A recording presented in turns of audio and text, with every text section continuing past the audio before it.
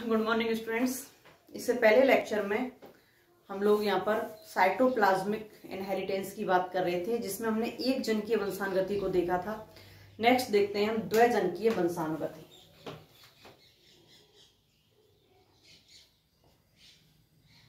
द्विजनकीय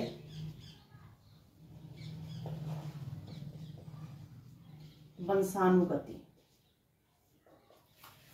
देखिए यहाँ पर जो द्विजनकीय वंशानुगति पाई जाती है, यहाँ मात्रक और पैतृक दोनों में ही, मात्रक और पैतृक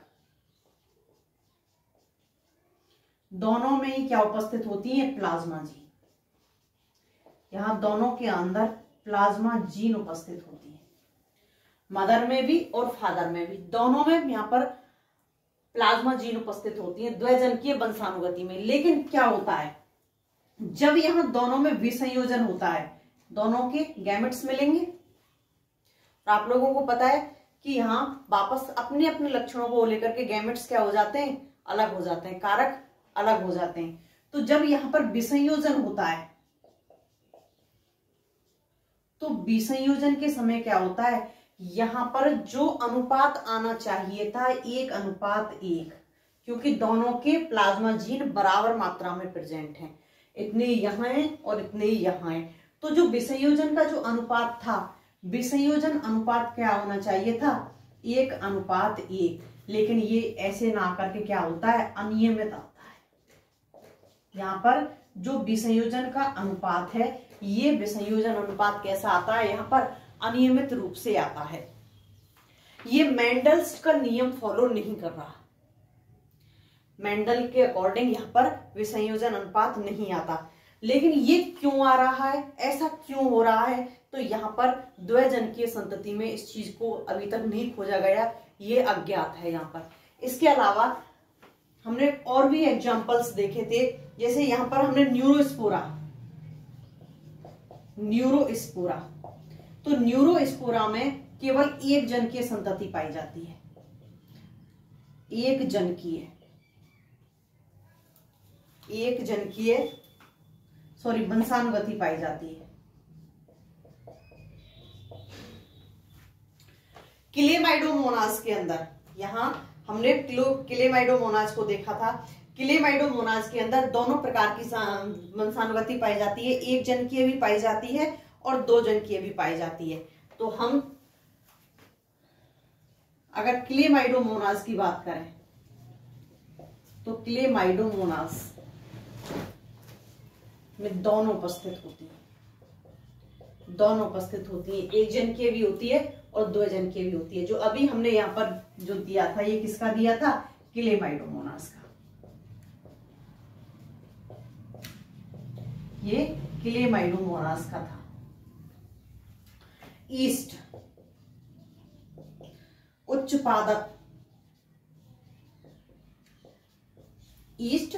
पादप, इनके अंदर भी यहां पर जो द्विजनकीय संतति पाई जाती है, द्विजनकीय जो वंशानुगति पाई जाती है,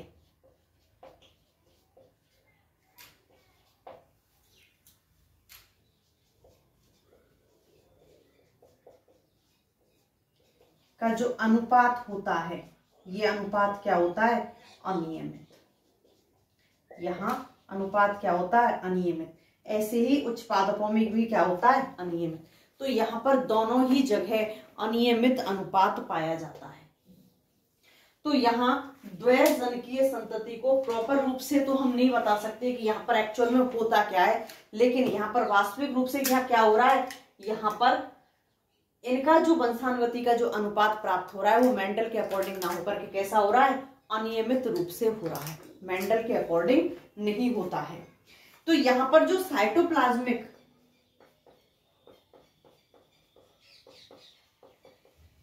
साइटोप्लाज्मिक जीन्स हैं,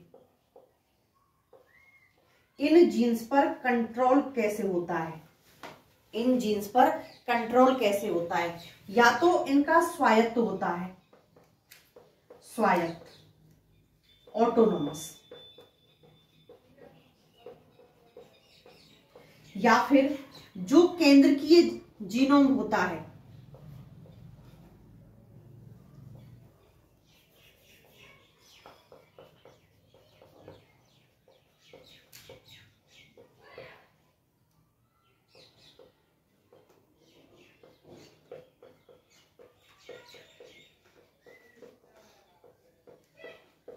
उसके द्वारा आंशिक रूप में होता है। जो केंद्रकीय जीनोम है, जो न्यूक्लियर जीनोम है, इस न्यूक्लियर जीनोम द्वारा आंशिक रूप में या आंशिक रूप से होता है। कंट्रोल इसका आंशिक रूप से होता है। अब यहां इसके अगर हम आधार की बात करें कि ऐसा पाया क्यों जा रहा है, ऐसा हो क्यों रहा है, तो स्टूडेंट्स इस चीज को हम एनिमल्स में समझाते हैं। पहले पोलर ग्रेड को छोड़िए, एनिमल्स में समझाते हैं। इसके आधार की अगर हम बात करें, ऐसे होने के कारण की अगर हम बात करें, तो देखिए एनिमल्स में जो नर होता है, नर में बनते हैं स्पर्म। और आप लोगों को पता है कि स्पर्म कैसे होते हैं, आकार में छोटे, आकार में छोटे। क्यों? क्योंकि इनको गमन करके कहां पहुंचना है, मादा के एग तक। और जो मादा होती है, इस मादा में क्या उपस्थित होता है, एग। और ये आकार में कैसा होता है, स्पर्म से कई गुना बड़ा, आकार में स्पर्म से कई गुना बड़ा।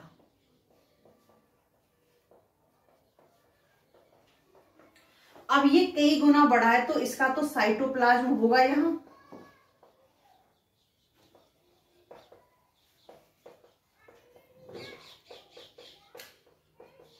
तो यहां तो साइटोप्लाज्म अधिक मात्रा में उपस्थित होता है, लेकिन स्पर्म में अति सूक्ष्म मात्रा में होता है, अति सूक्ष्म मात्रा में उपस्थित होता है। जब इनका फ्यूजन होता है, जब स्पर्म एग से जाके टकराता है, तो फ्यूजन होगा। फ्यूजन से क्या बनेगा, जाइगोट। तो यहां पर जाइगोट का निर्माण होगा। अब जो ये जाइगोट बना है, इस जाइगोट में मैक्सिमम साइटोप्लाज्म किसका है, नर का या मादा का, मादा का। तो यहां पर जो डोमिनेंट रहेगा, जो यहां पर प्रभावी रहेगी, वो प्रभावी कौन रहेगी, मादा। क्यों? क्योंकि यहां पर सबसे अधिक साइटोप्लाज्म मादा का है। और जो यहां पर साइटोप्लाज्मिक इनहेरिटेंस जो हम पढ़ रहे हैं, तो जीन्स का उपस्थित है साइटोप्लाज्म में अधिक मात्रा में, या साइटोप्लाज्म है तो यहाँ जीन्स भी प्रेजेंट होंगी। यहां से जीन्स इधर मूव कम करेंगी, यहां ज्यादा, तो प्रभावी कौन होंगी, ये। तो यही अपना प्रभाव दिखाती हैं। एग्जाम्पल्स देखते हैं हम यहाँ पर।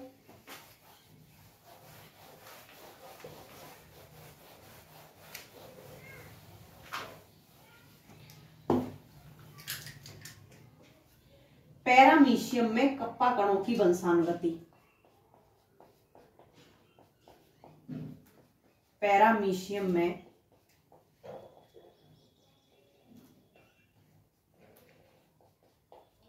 कप्पा कणों की वंशानुगति।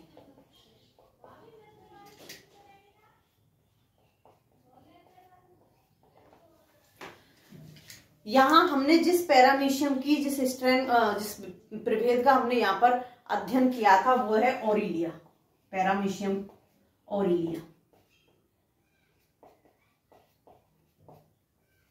पैरामीशियम ऑरिलिया, इसकी दो प्रभेद पाई जाती हैं। एक तो मारक प्रभेद पाई जाती है, जिसे हम क्या बोलते हैं, किलर स्ट्रेन। और दूसरी यहां पर संवेदी प्रभेद पाई जाती है।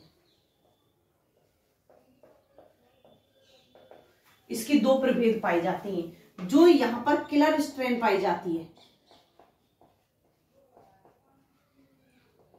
इस किलर स्ट्रेन के अंदर कप्पा कण पाए जाते हैं। यहां पर ये कप्पा कण पाए जाते हैं। ये कप्पा कण डीऑक्सी राइबो न्यूक्लिक एसिड के बने होते हैं, या फिर कहते हैं डीएनए के बने होते हैं। तो यहां किलर स्ट्रेन में जो कप्पा कण पाए जाते हैं, ये कप्पा कण यहां डीएनए के बने हुए छोटे छोटे कण होते हैं। तो इस किलर स्ट्रेन के अंदर इन कप्पा कणों के कारण ऐसी कैपेसिटी होती है कि ये एक विषैले पदार्थ का, एक विषैले पदार्थ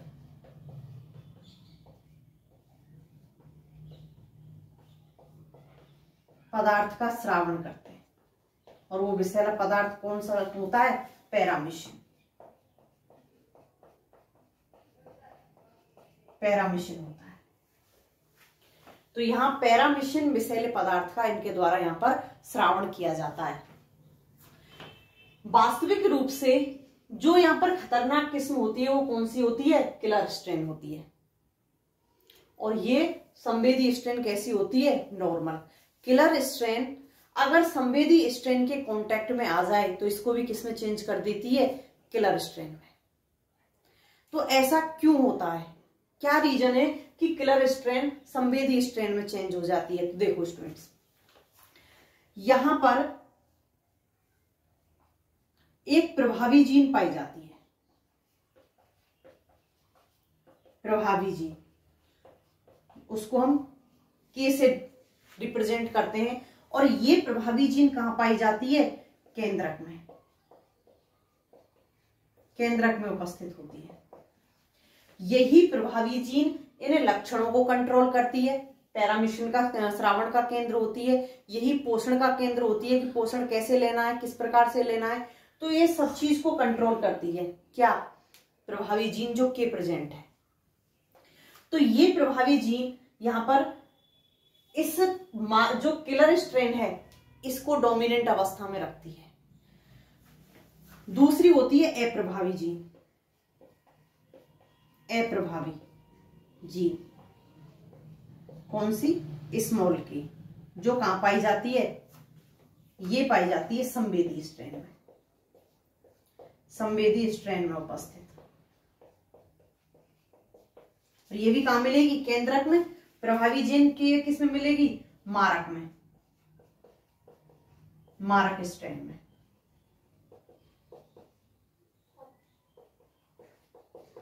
ये मारक स्ट्रेन में उपस्थित होगी और ये संवेदी स्ट्रेन में उपस्थित होगी। सामान्य तौर पर क्या होता है? कॉन्जुगेशन होता है। कॉन्जुगेशन, कॉन्जुगेशन बोले तो संयुग्मन। यहां संयुग्मन होता है। यहां दोनों ही पैरामीशियम एक दूसरे से एक नलिका के द्वारा जुड़ जाते हैं, जिसको हम कोशिका द्रव्य साइटोप्लाज्मिक ब्रिज कहते हैं। इसको क्या कहते हैं हम? Cytoplasmic bridge. तो यहां दोनों ही पैरामीशियम एक दूसरे से जुड़ जाते हैं। अब यहां क्या होता है? अगर संयुग्मन हुआ, क्योंकि यहां पर एक दूसरे से न्यूक्लियर पदार्थों के का एक्सचेंज ऊपर होना है, और न्यूक्लियर पदार्थों का एक्सचेंज होना है, तो यहां पर इसके न्यूक्लियर पदार्थ इसके न्यूक्लियर पदार्थ एक दूसरे से एक्सचेंज होंगे। ये थोड़ी देर के लिए हुआ, थोड़ी देर के लिए हुआ।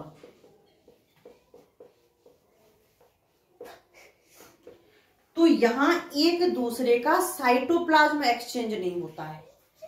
थोड़ी देर के लिए हुआ तो साइटोप्लाज्म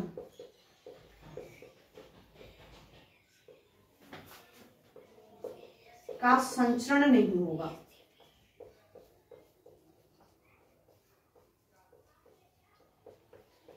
लेकिन ये कॉन्जुगेशन अधिक टाइम के लिए हुआ, अधिक टाइम के लिए हुआ।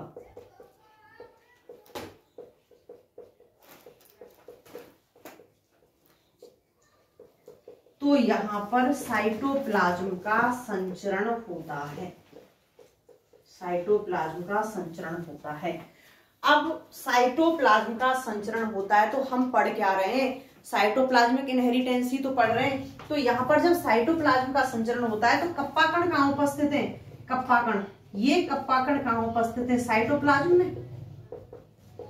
साइटोप्लाज्म में उपस्थित है। तो ये कहां चले जाएंगे? मान लिया ये कप्पा कण उपस्थित हैं, तो ये कप्पा कण यहां चले जाएंगे। संख्या में अधिक नहीं होते, क्योंकि जब इनमें कॉन्जुगेशन होता है और जिस पैरामीशियम में कप्पा कण प्रेजेंट हैं, मान लिया इस पैरामीशियम में कप्पा कण प्रेजेंट है, तो इस कप्पा कण का क्या होगा? द्विगुणन संख्या में बढ़ जाएगा।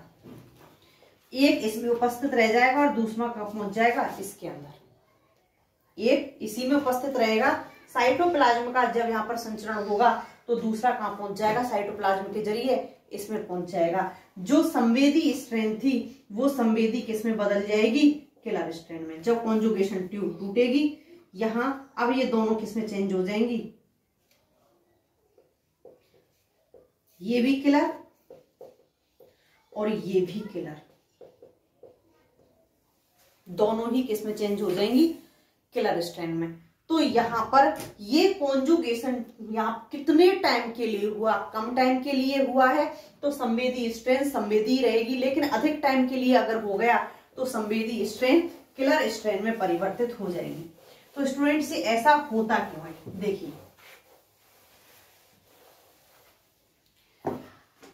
थोड़ी देर पहले मैंने अभी आपको ये बताया था कि यहाँ पर दो केंद्रकीय जीन होती है, एक स्मॉल और एक कैपिटल की, प्रभावी कैपिटल के और अप्रभावी स्मॉल के। जो कप्पा कण होते हैं ये कप्पा कण साइटोप्लाज्म में उपस्थित है, साइटोप्लाज्म में उपस्थित हैं। साइटोप्लाज्म में उपस्थित हैं तो भी केंद्रक में, पैरामीशियम के केंद्रक में के जीन उपस्थित होगी। अगर कप्पा कण पैरामीशियम के साइटोप्लाज्म में एब्सेंट हैं तो भी केंद्रक में के जीन उपस्थित होगी, तो भी केंद्रक में प्रभावी के जीन उपस्थित होगी। जब यहां पर कॉन्जुगेशन हो रहा है तो कॉन्जुगेशन से पहले यहां पर इस कप्पा कण का द्विगुणन हो जाता है।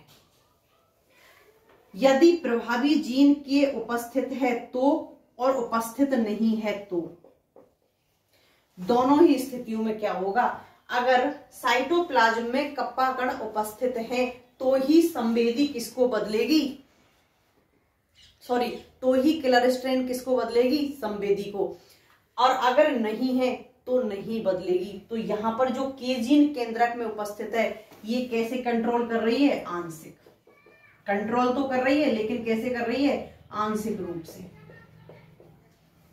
कैसे कर रही है, आंशिक रूप से, क्योंकि अगर ये पूर्ण रूप से करती तो ये कप्पा कण उपस्थित हैं या नहीं है। केंद्रक में अगर के जीन उपस्थित है और जब संयुग्मन हो रहा है, कॉन्जुगेशन हो रहा है, कॉन्जुगेशन हो रहा है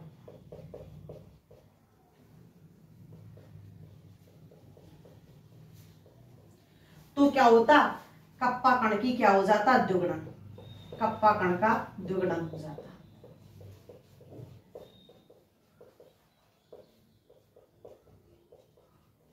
कब, इस स्थिति में अगर केंद्रक में साइटोप्लाज्म में कप्पा कण नहीं है और केंद्रक में के जीन उपस्थित है तो इस स्थिति में कॉन्जुगेशन के समय कप्पा कण का द्विगुणन हो जाता। लेकिन यह आंशिक रूप से है, ऐसा नहीं होता।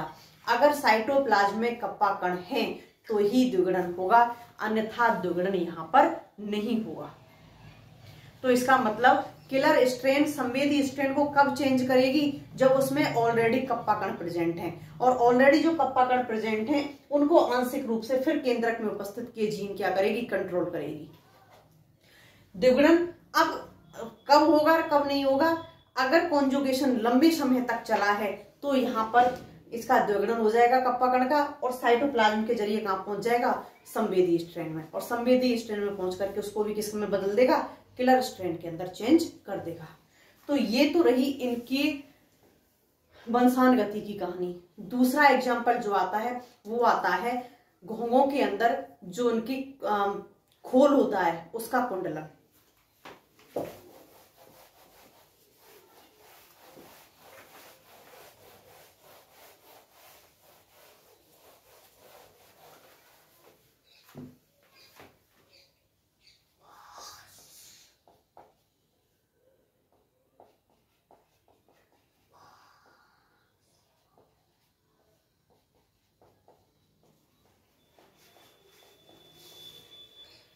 यहां पर जो घोंघे पाए जाते हैं इन घोंघों में दो प्रकार का कवच का कुंडलन मिलता है, एक तो डेक्स्ट्रल मिलता है और दूसरा सिनिस्ट्रल मिलता है।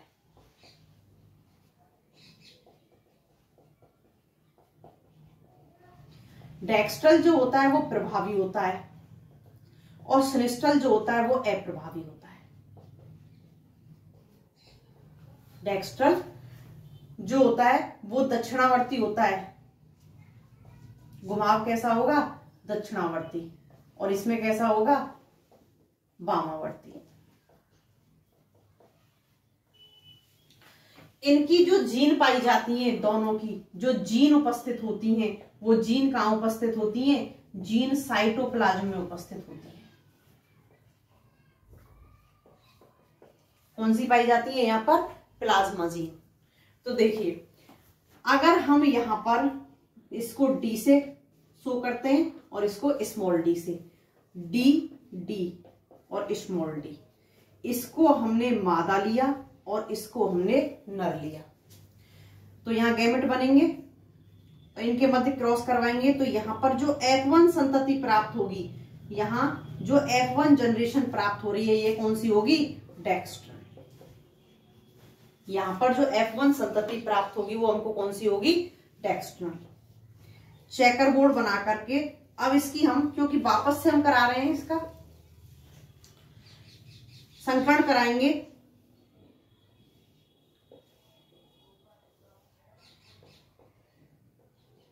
तो हमने यहां एक को मदर लिया और दूसरे को क्या लिया, फादर।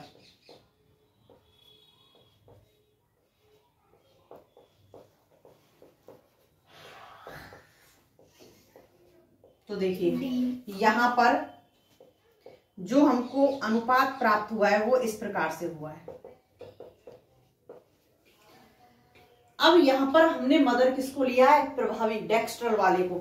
यहां डेक्स्ट्रल, ये सिनिस्ट्रल, ये कौन सा है, सिनिस्ट्रल, और ये कौन सा है, डेक्स्ट्रल। तो ये कौन से होंगे, डेक्स्ट्रल, और ये कौन सा होता, सिनिस्ट्रल। इसको चेंज करते हैं, यहां मदर लेते हैं सिनिस्ट्रल और फादर लेते हैं डेक्स्ट्रल।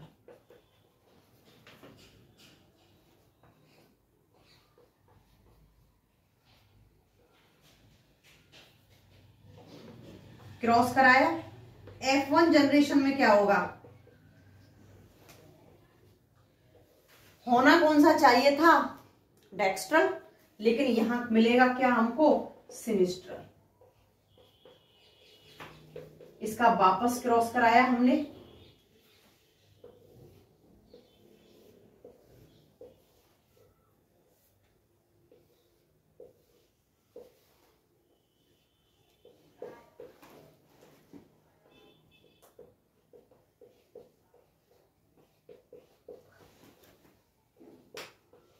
वापस क्रॉस कराया, तो हमको ये प्राप्त हुए यहां पर।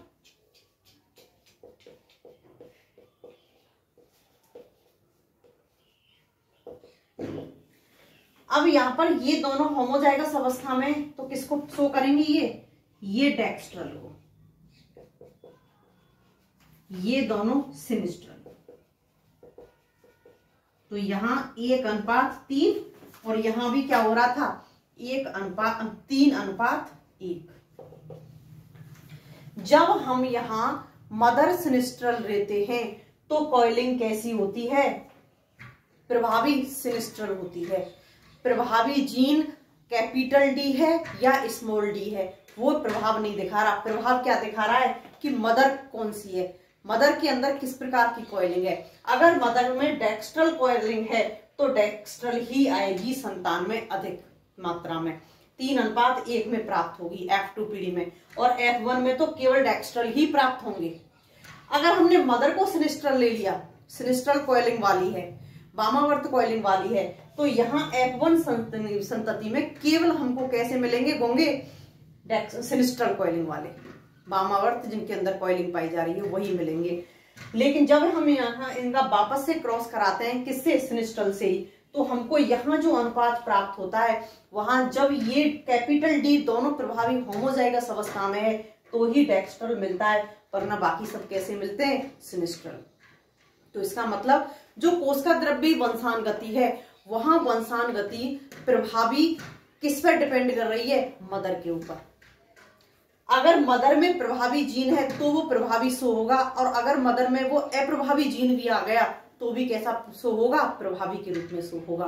तो कोशिका द्रव्य जो वंशानुगति है मेनली किस पर डिपेंडेंट होती है, मदर के ऊपर, फादर के ऊपर नहीं होती। Okay students, bye.